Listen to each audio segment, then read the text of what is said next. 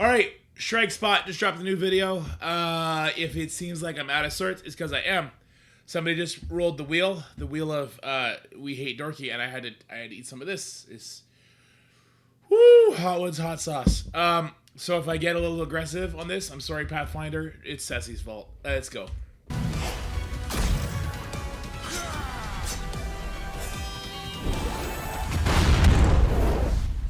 Okay. Greetings, Commanders. My name is Pathfinder, and today we're going to talk about the return of Battleworld. Okay. That's right. Knull is back to wreak havoc on Commanders everywhere. But before we get into that, make sure to leave a comment about your favorite team, and be sure to subscribe to our YouTube channel to not miss out on any of the latest news and updates in Marvel Strike Force. Battleworld is returning soon, and we wanted to make you aware of some key changes. As we mentioned in our early 2025 preview blog, Battleworld would... Can I just say, Path looking good. Path is looking better and better with each passing video. He's looking healthier. He's shining. He's all well groomed. Oh shit! I gotta fix that up. He's got his hair done. Wow, he's looking good. Good for him. Be a monthly event consisting of 4 total days, 3 regular zones and a boss zone. The first 3 zones will have 3 missions each: an elite mission which requires Astral or a secondary team, a herald mission, and a standard mission, all which will have their own unique requirements and mods to make the battles a little more challenging. Okay. For now, Spec Ops will not be returning on this first instance of Battleworld. Woo! No Spec Ops, let's go! But that could change in the future. Let's take a look at some of the missions and their requirements. That stare though feels like he's looking at my soul, because he is. You honestly, every second that you have eye contact with Path, you lose a day off your life. This is your warning. This is your fair warning. My lips are on fire, Ceci.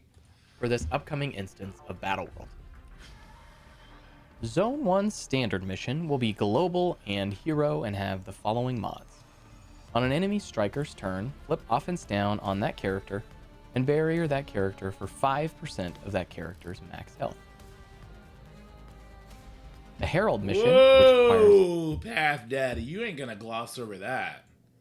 Hold on, that looked different. Hey, look at this. We have some actual enemies on the nodes. We have actual enemies on the nodes. We don't have fucking Black Widow and Red Guardian here. We got some Astral members. We got some Annihilators. We got Masters of Evil Pre-Taunts. We got some Hive Mind. This looks better. That looks way more fun. A tougher nut to crack is probably a good thing. The herald mission, which requires global and villain, will have... Well, let's go back. That looked the same. Villain. That's the exact same. Okay, so the herald mission unchanged. Will have the following mods. Enemy characters will gain 200% damage and armor while below 50% max health. On turn, if a character has taunt, gain offense up. On turn, all allies with offense up will gain an assist, and the enemy gore will act first and has 300% critical hit damage. Critical hit damage and he's a raider? Okay, so he's going to hit you really hard. He's going to act first, so you want to go in there making sure that you're not going to get snowballed on by the Hive Mind characters. That could be fun. All right, cool. That's definitely a little bit a step up for sure to that node. Lastly, the elite Astral or Spider Society. Elite mission requires Astral or Spider Society and have the following mods. When an enemy character has taunt, all other enemies gain 15,000 armor. When a positive effect is applied to an enemy character, increase the duration of all positive effects on that enemy by 1. All right, this node is also very different. We got Gamma members, we got Superior 6, we have Weavers, Cabal. That's a much harder node. Good. Could Spider Society realistically beat that? Listen, here's what I'm going to say. I'm going to probably make some enemies here. I don't care if Spider Society beats that, because I'm still going to build up Astral. Because Astral is a really, really good team. They're really good in war. Right now, they're trying to force to use it on defense. That kind of stinks. But you could just use them on offense anyway. And they're a really good war team. And they'll just make you sim this instead. So I don't care how Spider Society is going to do. Because, like, Astral is getting close to the point where it's going to be farmable. The only way I'll start carrying is the only reason I would stop carrying is if I didn't have Shadow King unlocked. But even then, 4-piece Astral probably does better than Spider Society does. Just looking at the enemies. Zone 2's standard mission requires... They're breaking the whole thing down. All right, we got City Villains. Whoa! Hello, Uncanny Avengers. We got Kestrels. We have Spider Society. We have Jean Grey, Hercules. We have Unlimited. Let's go. City and Villain, and we'll have the following mods. When a fortified character uses an ultimate ability, spread positive. Okay. On enemy death, enemies gain immunity. Okay, so we gotta tackle that. That's a really hard pack that we've seen in Scourges that you gotta be able to get rid of. And healing is reduced by 20%. When a fortifier character uses an ultimate ability, spread positive effects on that character except for what's plus Superior 6? Hive Mind? So right off rip, anti-immunity. Anti-immunity or buff flips. I guess like Venom. Is this the return of Venom? When he basics, he gets like a shit ton of speed, so he can just keep ripping off immunity. Venom Striker. Are we gonna finally get to use Venom in the Knull campaign? That's fucking sick. Mysterio required. Okay, yeah, I wasn't gonna say it X, but yes, Mysterio required because his dupes will just rip off buffs at all times, and he'll flip immunity into disrupt. Listen, I wasn't gonna give away the golden goose right away. X, chill, dog. Generation to adjacent allied characters. On enemy death, enemies gain immunity and regeneration, and player character. He bans immunity. Isn't that just on spawn? Is that just on spawn, or is that at all times? Either way, he'll either flip it or remove it with his summons, or he prevents it. Character healing is reduced by 20%. The Herald mission, which requires City and Hero, will have the following. That looks a little different. We have an Emma Frost X-Men. We have Cabal members. We have no Namor, but we have Ares. Okay, this is different. This is a different Herald node. City and Hero will have the following mods. Ooh, specials cost 2 ultimates. Okay, I'll just let him read it. On spawn, Doom, Loki, Emma Frost X-Men, and Ares gain the Cabal trait. Special abilities will cost 2 more ability energy, and ultimate abilities will cost 2 less ability energy. When an enemy character dies, ally characters gain 2 ability energy. The enemy Ares has 375% damage, minus 25% speed, and starts the battle charged. Ares will target the character with the highest current health. Dude, what? That's crazy. Current health will target the character. So he's got minus. So you got to get ahead of him. You got to kill him before he goes. City and Hero. Oh, there's lots of things that'll do that though. So we have some Night Stalkers. We have Spider Society. Is that it? Those will work though. We got blinds that we could put on him. He's got some unavoidable, but I think we'd be fine. With the highest current health. 1.5 million. I wonder if that's with his 375% damage increase. Finally, the Astral or Extreme X-Men Elite. X is asking, why do they talk about Doom with no Doom on that node? Because that was a rule that we've seen in Scourges. So they're straight up ripping Scourges that we've used in Legendary events, and they're putting them on some of these nodes, which is one of the suggestions that was given to them to make things a little bit more spicy, a little bit more fun. Instead of just being like, hey, this node acts like raids, use your raid team and win, so it's a lot better. Mission has the following mods.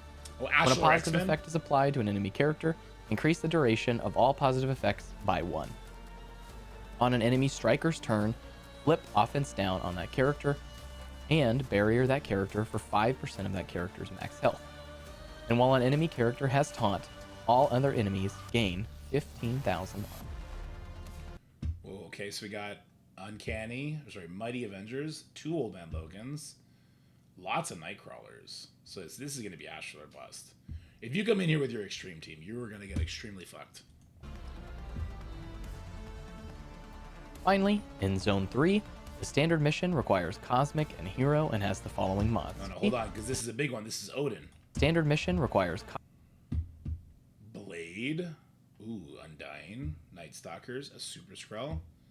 A Mephisto. Okay. Cosmic Hero's pretty tough. That's what? Odin, Val, Okahori. So we're going to make an exposed team, right? We're going to make an exposed team. We're going to spam Vol Ultimate, Odin, we're gonna get his passive up as quickly as possible. Alright, there you go. Cosmic and Hero and has the following mods. Player character healing is reduced by 20%. When an enemy uses their basic attack, they apply bleed to the primary target. When the enemy uses a special ability, they apply heal block to the primary target. And when an enemy uses their ultimate ability, they apply blind to the primary target. On enemy death, enemies gain immunity and regeneration. Good stuff. The Herald mission, which requires cosmic and villain characters, have... Whoa, vampires? Hello? Cosmic and villain. Okay, but this is another big node, right? This is Super Skrull. This is Annihilators. This is, of course, Mephisto. The cosmic and villain is stacked. So it's got to be like this for sure. Villain characters have the following mods. When an enemy uses their basic attack, apply bleed. When an enemy uses their special ability, they apply heal block. And when an enemy uses their ultimate ability, they will apply blind to the primary target. All characters gain 50% max barrier. Okay. On spawn, bury yourself for 100% of that character's max health. Gain 100% damage. And on ally death, bury yourself for 100% of that character's max health. When a vampire minion is defeated, a replacement minion will spawn until 5 of that minion has been defeated. Each successive minion is stronger than the last. Each minion type cleared awards a small amount of victory points. Defeating Oath immediately triggers the victory. Did I understand that correctly? For every wave of vampires we take out, we'll get more victory points. Beating Oath ends it. This is what I wanted from all the nodes, right? This is what I wanted from all the... I wanted some gameplay mechanic shakeup where you can do a skill expression. That's fucking awesome. That is awesome. So we want to take out as many ways as possible to get as many victory points, and then when we want to end it, we got to kill the Oath. This is exactly what we wanted. So we got to be careful not to kill the Oath too quickly then too, right? So we got to navigate however... She's going to be strong as hell too, isn't she? This is... So this and lots of other options are out there. It is not hard to make 6 different gameplay interactions like this. That's great. That is actually super exciting. There should be a node like this. Yeah, you know what? Even just 3. Just a node like that.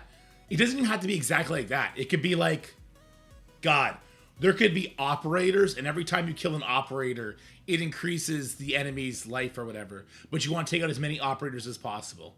Or every time you kill an operator, it drops in some sort of pre-taunt with safeguard. You got to get around that to get there. Like, there's so much they could do. So much. That's the best part about Marvel Strike Force, is that the potential in this game to expand on what has traditionally just been like 5v5 gameplay.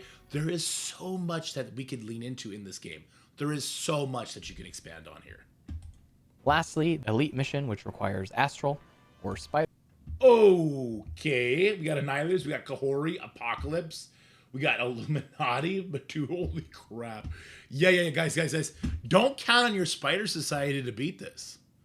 Don't count on your Spider Society to beat this. Spider Society has the following mods. When an enemy character has taunt, all other enemies gain 15,000 armor. When an enemy uses their basic attack, they apply bleed to the primary target. When an enemy uses their special ability, they apply heal block to the primary target. Okay. When an enemy uses their ultimate, they apply blind to the primary target. With the events... Okay. Cool. I super like that. I love that the nodes are harder.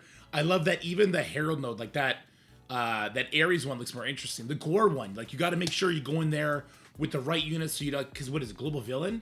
Maybe I don't want to go in there with Sentinel anymore, because if Gore goes first and he's doing 375% extra damage, if he pushes my Sentinel, that could screw me over. So I got to think about this more now. I want to think about things, and that's cool. Vampire node, obviously really good. Spec Ops being gone. Let me talk about this for a second.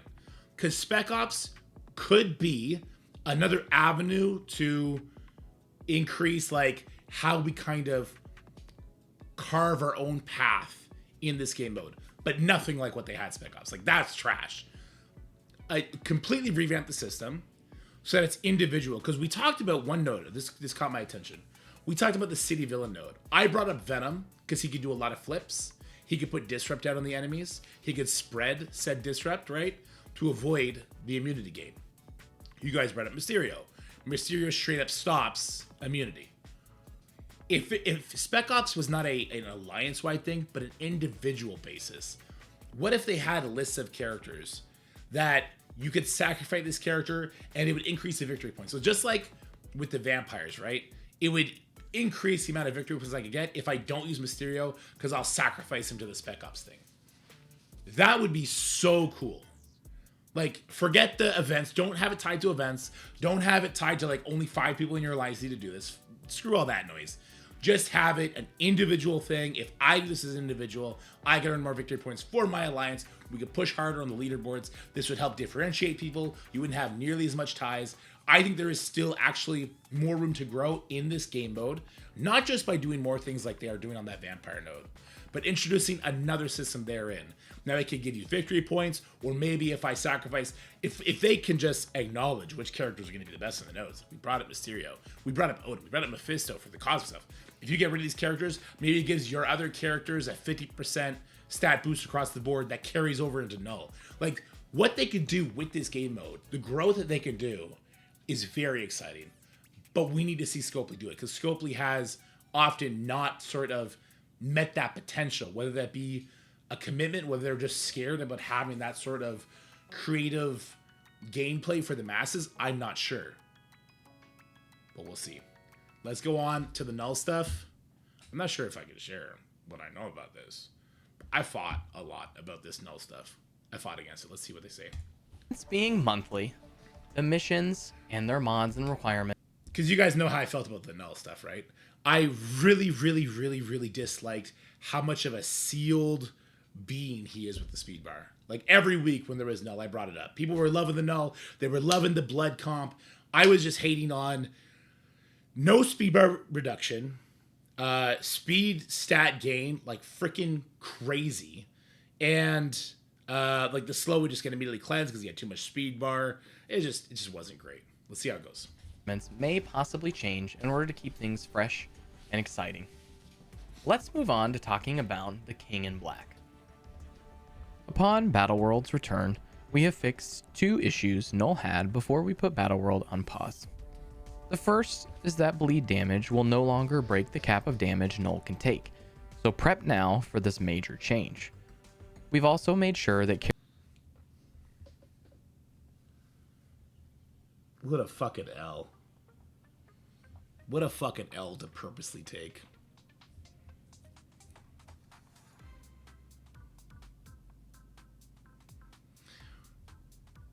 Battleworld was almost universally disliked by the active members of the community because the nodes were boring and lame. They fixed that. That's great. I think people would have been equally as disappointed with Knull if the bleed team and the variations on the bleed team didn't arise. This is a horrible L to take. I understand them not wanting the bleed team to be a thing for every single battle world to come, but you leave it on Knull. You leave it on Knull, and the next battle world boss, whoever that may be, then you add this line of text. You know what I'm saying? But you let it be for what it was. That's a huge forced L on yourself for no reason. Unless like the leaderboards or milestone points, how that occurs, unless that has changed and they needed to make it so you couldn't have 2-3 awesome teams. But yeah, that shit's terrible. characters cannot be revived during the Battleworld boss fight. Knull will be a powerful foe to defeat, so prepare yourselves today. But what about the shards? Okay, he's 180 shard unlock, right? How many shards do we have right now? We're gonna get 240,000 purple ISO per month, because this runs once a month. So it'll take 8 months to get him maxed, as long as you're full clearing. I assume this is on difficulty 5. But we are also getting purple ISO here, 160. Is that 160 times 3? So that's 300, 540 plus the 240. That's pretty good. Yeah, this one was also 120. This one was 80. Okay. So it's actually, that's 200. And then, what was this one? Okay, so it's actually so 360 is enough for one full character, plus 240 at the end. Okay. Sure. Let me just let Pathfinder do his thing. Made sure that characters cannot be revived during the Battle World boss fight. Knull will be a powerful foe to defeat, so prepare yourselves today. But what about the shards I will receive? Because of the amount of time Battleworld has been on pause and the new monthly event, we have made some changes to the amount of shards you can receive of Knull. On the highest difficulty, you will be able to receive up to 100 Knull shards, and you can see based on the graphic on the screen. Difficulty 5, 100, difficulty 4, 75, 50, 40, 30, 20. Okay. This is fine. Look, when you have your Astral team built up, you will 100% get at least one full clear. Between the 24 people in your alliance, if you have 6 people with their team built up, you're going to get a full clear. Easy. The Knull stuff, the Knull fight is going to come more towards the leaderboard. If there is still a season leaderboard, then it'll come to this. Is there still a season leaderboard, actually? How many Knull shards you can acquire based on the difficulty you choose. Keep in mind, this may change in the future, so this is what you can expect for this first run. Okay. The difficulty you can start on is based on the difficulty your alliance made it to during Battleworld's initial release. We truly hope that upon Battleworld's return, your experience is not only rewarding, but enjoyable. Before we go, we do want to let you know that we're already hard at work on our second instance of Battleworld that will be later this year. We'll have more news on this in an upcoming Strike Spot, so make sure to keep an eye on our YouTube channel for that. That's it for now, Commanders. Thank you for tuning in to this episode of Strike Spot. Thanks, Beth. All right. You thought I forgot, didn't you? Battleworld will return February 18th. That is 8 days from now. Okay. Have a good day.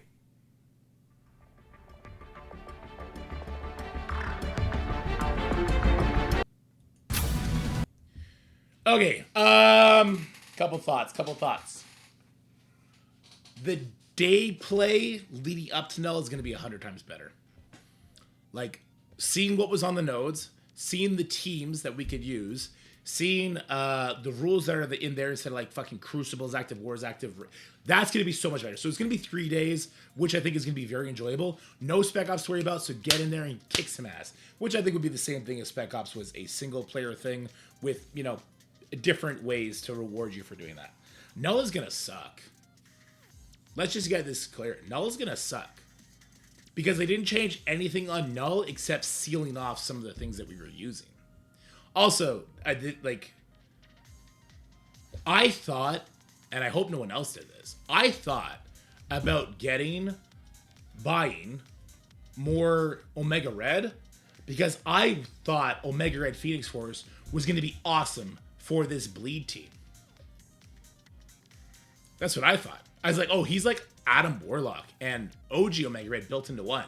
So if I buy a bigger Omega Red, I'm going to have a really good Knull killing weapon as well. And they just did away with that. Like they didn't advertise him as that, so I guess you can't fault them for that. But that still would really piss me off because I would just assume they don't change that. Astral is going to be the team for this. We know that. We know that the percentile damage, they break the damage cap with the Emma. We know that. So we know Astral is one of our 3 teams.